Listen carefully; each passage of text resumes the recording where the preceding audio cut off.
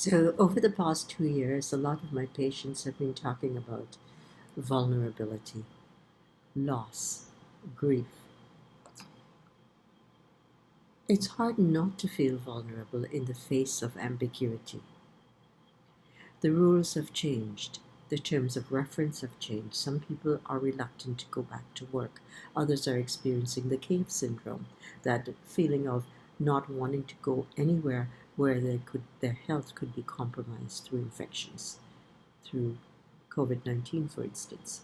So what do we do in a situation like that? How do we deal with it? The multiple losses, the ambiguity, the feelings of insecurity that come out of that for us, because we're used to being in control. We like to feel that we know where we're going in life. And when this is taken away from us, it can lead to stress and definitely anxiety.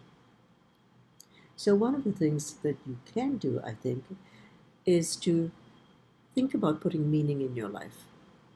Do you remember how Viktor Frankl survived Auschwitz? He talked about meaning, and he said, without meaning there is no hope. Without hope there is no meaning. So I like to teach people to think about the things that you have a semblance of control over in your life.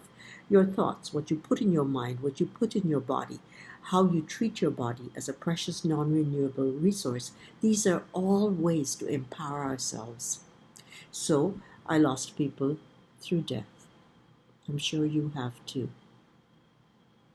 It's very painful. I know when I lost my brother, not through COVID-19, but through an unexpected illness, the rapidity of it, the rapidity of the illness and how quickly he died left me suffering from shell shock. I'm sure of it.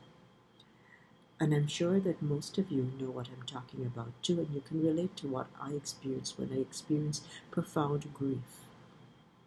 And no words can take that away. I had to welcome grief in. I had to deal with it. I still deal with it, by the way, but it's not as sharp. It's now a dull ache versus a punch in the gut that I felt earlier. So I write about it. You can too. You can journal it, because you know, from my perspective, if you love someone very much, you will grieve deeply. It's a tribute to that person's impact in your life. And can you keep that legacy alive? Can you keep the candle burning in your life as well? Do it and be surprised. So meaning, hope, and journaling, and welcoming in those feelings that can leave us feeling incredibly vulnerable. Remember too that from my perspective, vulnerability is our strength, not our weakness.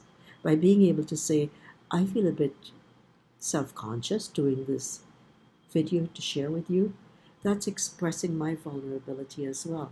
But I know that it's important to share. It's important to share and to be able to say to others, I think I'm journeying with you.